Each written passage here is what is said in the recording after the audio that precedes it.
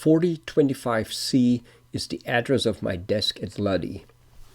Laser cut IoT stars, which are designed as 2D drawings in AutoCAD, imported into Unity as 2D assets. An early prototype of Amaria, laser cut from acrylic sheet. As I'm putting together the documentation for Amaria and the assembly instructions, I keep thinking, wouldn't this be great if we could try this out in software, in VR, before we even cut the parts? We're now entering the main area of my VR workspace. You see different IoT items and transport nodes floating right over our head where we can transport to the different work areas, except that we can't go to Area 51 today. It's off limits.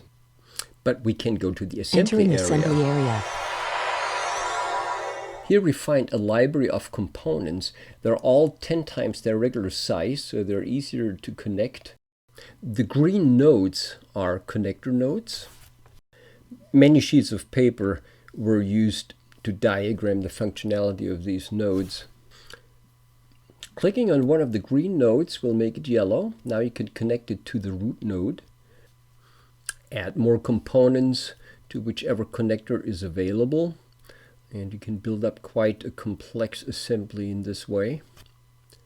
Those red nodes represent valid connections.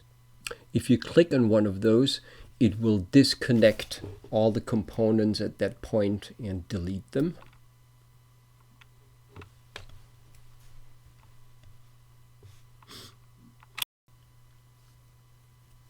I find it very satisfying to walk underneath one of those assemblies and just look up into it. It's almost like walking under a Amatria. Of course, the two transport nodes that you see here do not belong to the assembly.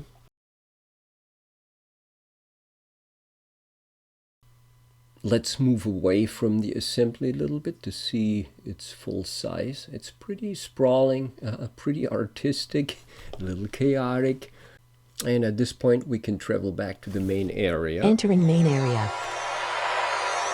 And with the help of some C# code, we find a packaged version of our assembly on the table. And it's scaled to regular size. We can pick it up, look at it closely, marvel at the little details that Unity's rendering shows us. And wouldn't it be great if we could save this for later? Well, unfortunately, that is a feature that is still in progress. The console window here shows what's going on behind the scenes. It's also essential for debugging. And if you look at what happens when I click save, well, here is a bug. And finally, this little tour wouldn't be complete without a trip to the edge of the top plane where you can look down on the main plane. Don't jump.